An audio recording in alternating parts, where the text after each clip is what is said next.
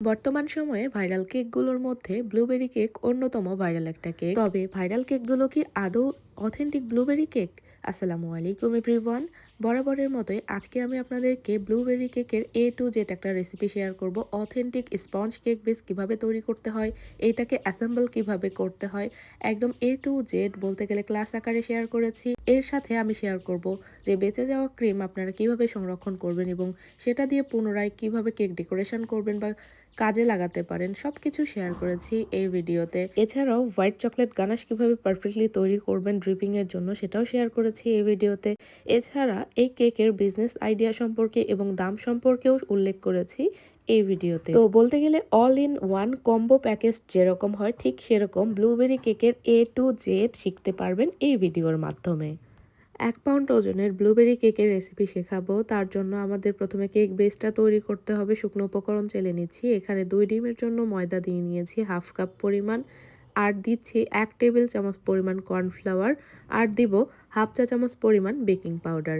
ডিমের সাইজ যদি ছোট হয় তাহলে আপনারা করবেন কি ১/২ কাপ ময়দা না দিয়ে 1/3 কাপ পরিমাণ ময়দা এখানে ব্যবহার করবেন।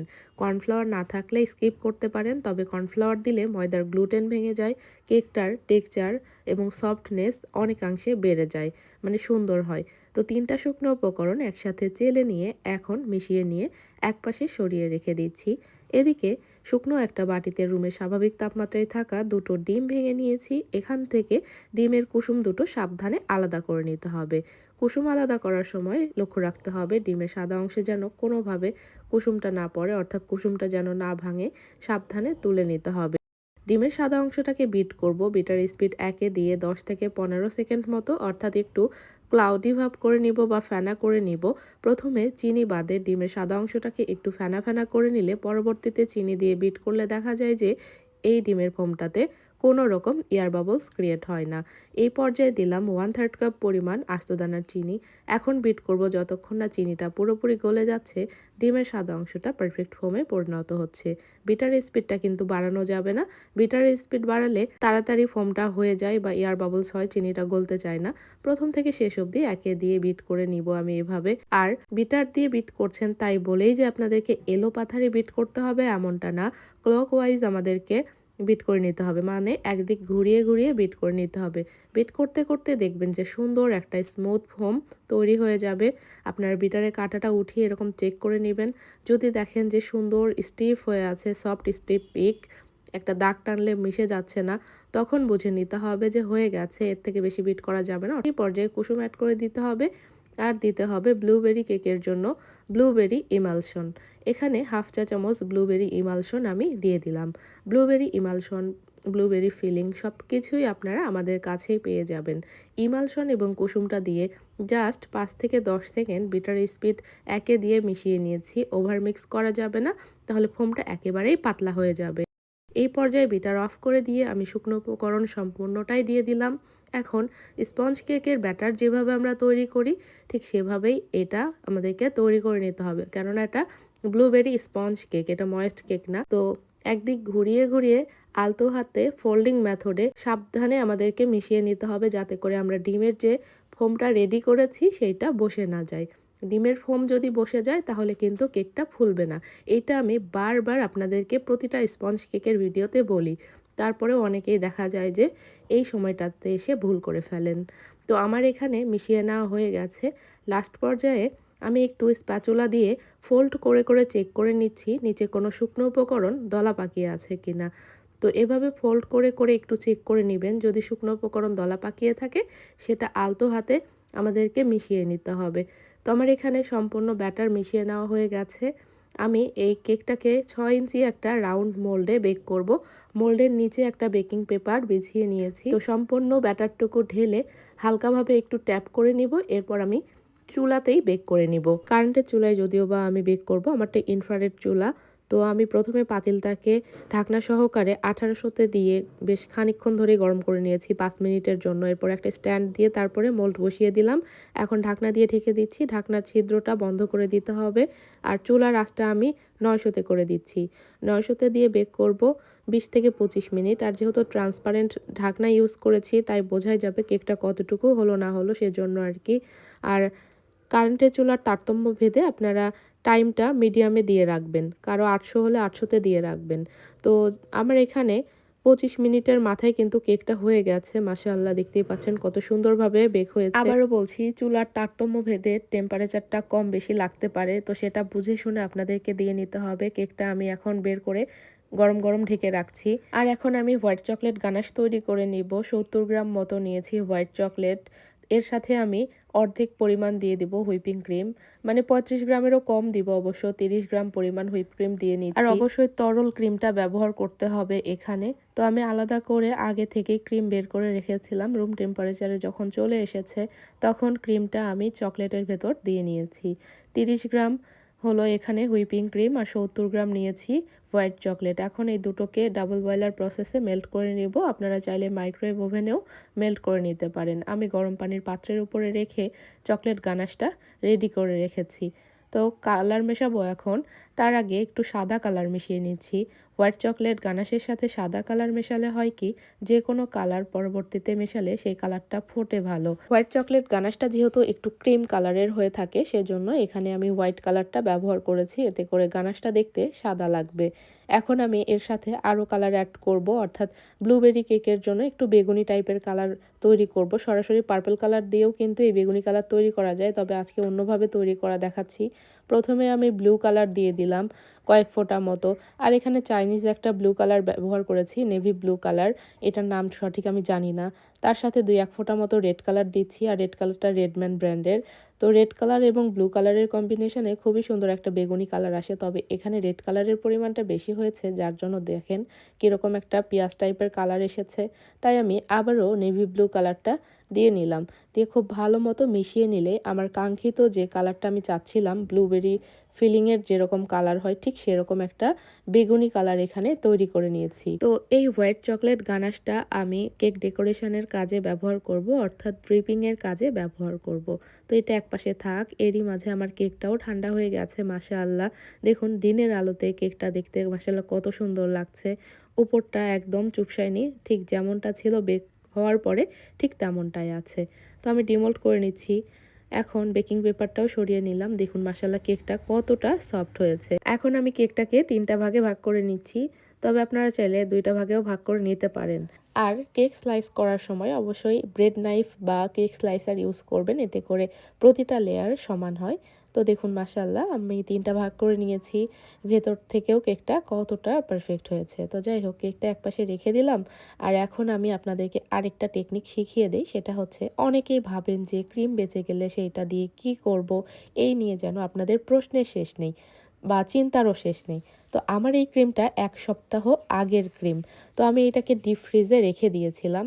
তো আমি যেহেতু কেক বানাবো আজকে, তাই রাতের বেলায় ডিপ ফ্রিজ থেকে আমি নর্মাল ফ্রিজে বের করে রেখেছিলাম, মানে নর্মাল ফ্রিজে রেখেছিলাম। এতে করে হয়েছে কি, ডিপ ফ্রিজে রাখলে ক্রিমটা বরফ হয়ে থাকে, আর নর্মাল ফ্রিজে যেহেতু সারা রাত ছিল, ওই জন্য ক্রিমের যে বরফটা আছে সেটা কেটে ক্রিমটা একদম স্বাভাবিক পর্যায়ে চলে এসেছে। দেখুন কেমন ফাটা ফাটা হয়ে আসছে না? তো এইটা দিয়ে তো আমরা ডিরেক্ট কাজ করতে পারবো না, বা এটা বিট করাও যাবে না। বিট করলে আরও বেশি ফাটা ফাটা হয়ে যাবে। তো আমাদেরকে কি করতে হবে, ক্রিমটা আমাদেরকে আলাদা একটা বাটিতে ট্রান্সফার করে নিতে হবে, আর স্প্যাচুলার সাহায্যে অনবরত নেড়ে নিলে একদম স্বাভাবিক পর্যায়ে চলে আসবে, বা একটুখানি লিকুইড ক্রিম দিয়ে মিশিয়ে নিলেও হয়। তবে যেহেতু গরমের দিন, তাই লিকুইড ক্রিম দেওয়ার দরকার নেই, স্প্যাচুলা দিয়ে মিশিয়ে নিলে একদম স্বাভাবিক পর্যায়ে চলে আসবে। তো আপনাদের যদি ক্রিম বেঁচে যায়, বা যদি মনে হয় যে একবারে ক্রিম বানিয়ে রেখে দেই, কোনো সমস্যা নেই। আপনারা একটা এয়ারটাইট বক্সে করে রেখে দিতে পারবেন ডিপ ফ্রিজে অনায়াসে 15 দিন মতো। এর বেশি রাখা ঠিক না, আসলে রাখা যায় তবে রাখা ঠিক না। আর নর্মাল ফ্রিজেও রাখা যায় 3-4 দিনের মতো। তো আমি ডিপ ফ্রিজেই রাখি। তো যাই হোক, মেশাতে মেশাতেই অনেকটা ঠিক হয়ে এসেছে। এই পর্যায়ে ব্লুবেরি ফ্লেভারের যেহেতু আমি ক্রিমটা তৈরি করব, ওই জন্য ব্লুবেরি ইমালশন দিয়ে দিলাম 1/2 চা চামচ পরিমাণ। এখন আবারও স্প্যাচুলাটার সাহায্যে খুব ভালো মতো মিশিয়ে নিচ্ছি। আর দেখুন যে ক্রিমটা একদম স্মুথ হয়ে গেছে। এর ভেতরে প্রথমে যেরকম ফাটা ফাটা ছিল, একটুও নেই। একদম সুন্দর একটা স্মুথ ক্রিম তৈরি হয়েছে। দেখে বোঝাই যাচ্ছে না যে এটা আগের তৈরি ক্রিম। তো এই যে আমার হয়ে গেছে, এটা দিয়ে আমি এই কেকের পুরো কাজটা কমপ্লিট করে নিব। আর এখানে মোটামুটি 1 কাপ ক্রিমের মতো হবে, মানে 1 কাপ ক্রিম বিট করলে যেরকম হয় ওরকম পরিমাণেই আছে। তো আমি কেকটা যেহেতু 6 ইঞ্চি একটা মোল্ডে বেক করেছি, সেজন্য আমি এখানে ৮ ইঞ্চি বোর্ডটা ব্যবহার করেছি। বোর্ডের নিচে সামান্য ক্রিম দিয়ে একটা স্লাইস বসিয়ে তার উপরে আমি সুগার সিরাপ দিয়ে নিচ্ছি। এরপরে ক্রিম দিচ্ছি। আর এই কেকের যেটা আসল জিনিস সেটা এখন আমাদেরকে দিয়ে নিতে হবে। তো সেটা হলো ব্লুবেরি পাই ফিলিং। অবশ্যই অথেন্টিক টেস্ট পেতে হলে আপনাদেরকে ব্লুবেরি পাই ফিলিংটা ব্যবহার করতেই হবে।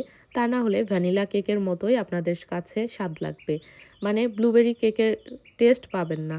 তো ব্লুবেরি পাই ফিলিংটা মাস্ট আপনাদেরকে দিতেই হবে। এটার কোনো পরিমাণ নেই। আপনাদের পছন্দ মতো আপনারা দিয়ে নিবেন। তো আমি ভরে, ভরে মোটামুটি ১ টেবিল চামচ পরিমাণ দিলাম।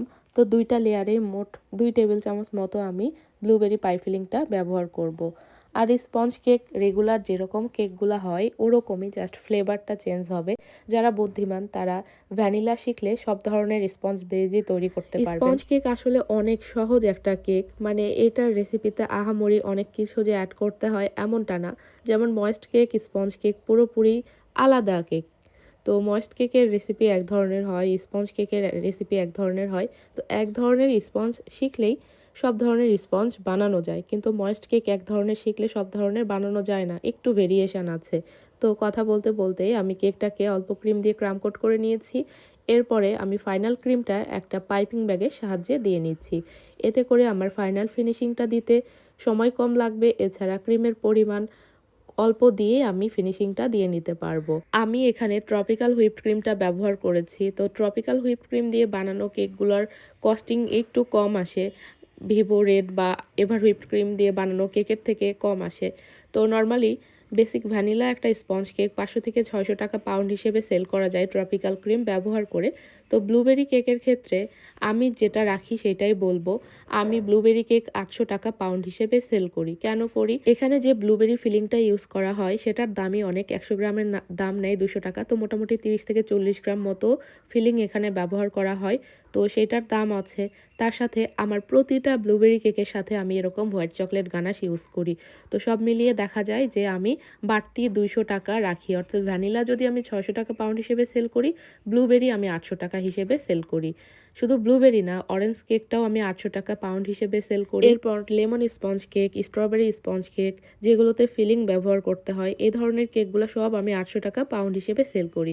হোয়াইট ফরেস্ট, ব্ল্যাক ফরেস্ট এগুলোর ক্ষেত্রে আরও ১০০ টাকা বাড়ে, অর্থাৎ ৯০০ টাকা পাউন্ড হিসেবে সেল করি। তো ফ্লেভারের ভেরিয়েশনের উপরে কেকের পাউন্ডটা নির্ভর করে। এছাড়া ডেকোরেশনের উপরেও কিন্তু কেকের দামটা ভ্যারি করে, কারণ অনেক সময় কাস্টমাইজ ডিজাইন থাকে। তো সেইটার আলাদা ব্যাপার। তার ডিজাইনের উপর নির্ভর করেও কিন্তু কেকের পাউন্ড আসে। তো অনেকেই বোঝেন না, মনে করেন যে ১ পাউন্ড কেক বলতে সব কেকের দাম এক, কিন্তু না। তো কথা বলতে বলতেই আমার চকলেটের ড্রিপিংটা দিয়ে নেওয়া হয়ে গেছে। আর যে ক্রিমটা আছে ওইটা বাহিরে যেহেতু আছে, আমি কাজ করছি ওই জন্য আরও বাতাস ঢুকে আবারও ফাটা ফাটা হয়ে গেছে। তাই আমি স্প্যাচুলার সাহায্যে আবারও ভালো মতো মিশিয়ে স্মুথ করে নিচ্ছি। আর আরেকটা কথা না বললেই না, অনেকেই মফস্বল এলাকা থেকে বিজনেস করেন, আমিও করি। তো অনেকেই ভাবেন যে এত টাকা দিয়ে কেক কে খাবে। আসলে হোমমেড কেকের কস্টিংটা বাসায় একটু কষ্ট করে বের করবেন যে এর কস্টিংটা কেমন আসে, তারপরে এ ধরনের মন্তব্য করতে আসবেন। যাদের খাওয়ার তারাই খাবে, যাদের খাওয়ার না তাদের খাওয়ার দরকার নেই। তো মানে যারা নিবেন না তাদের তো বাজে মন্তব্য করার কিছু নেই। বেকারির সাথে তুলনা করলে চলবে না, কারণ বেকারিতে হাজার হাজার কেক বানায়, আমরা ওরকম হাজার হাজার কেক বানাইও না। তাদের উপকরণ আমাদের উপকরণ সেম হবে না। তো এত কথা বলে কাজ নেই। আমি 2D নজেল দিয়ে ডেকোরেশন করে নিচ্ছি কেকটাকে। তো প্রথমে হাতটা প্রেস করে এরকম একটা ফুল তৈরি করে নিয়ে তারপরে দেখুন যে কিভাবে ফুলগুলো তৈরি করে নিচ্ছি। ডেকোরেশনটা যে যার মতো করে তৈরি করে নেবেন। তো আমার ব্লুবেরি ফিলিং প্রায় শেষের দিকে। গোটা গোটা একটাও ব্লুবেরি নেই, সেজন্য করলাম কি, ডেকোরেশনের জন্য এখানে চেরি পাই ফিলিং থেকে গোটা গোটা চেরিগুলো তুলে আমি সাইড দিয়ে দিয়ে নিচ্ছি। জাস্ট এটা ডেকোরেশনের জন্য। ব্লুবেরি ফিলিং এর মাঝেও কিন্তু গোটা গোটা ব্লুবেরি থাকেই। তো শেষ হয়ে গেছিল বিধায় আমি দিতে পারিনি। তো যাই হোক, অনেকক্ষণ ধরে অনেক কথা বলে ফেললাম। ভুল ত্রুটি হলে ক্ষমা সুন্দর দৃষ্টিতে দেখবেন। আশা করছি এই কেকটা নিয়ে অনেক ধরনের প্রশ্ন আপনারা পেয়ে গেছেন এই একটা ভিডিওর মাধ্যমেই। এরপরেও যদি কোনো ধরনের প্রশ্ন আপনাদের মনে থেকে থাকে তাহলে অবশ্যই কমেন্ট বক্সে জানাতে পারেন। তো ভিডিওটি আর বড় করছি না, সবাই অনেক বেশি ভালো থাকবেন, সুস্থ থাকবেন। আজকের মতো ভিডিওটি এখানেই শেষ করছি। আল্লাহ হাফেজ।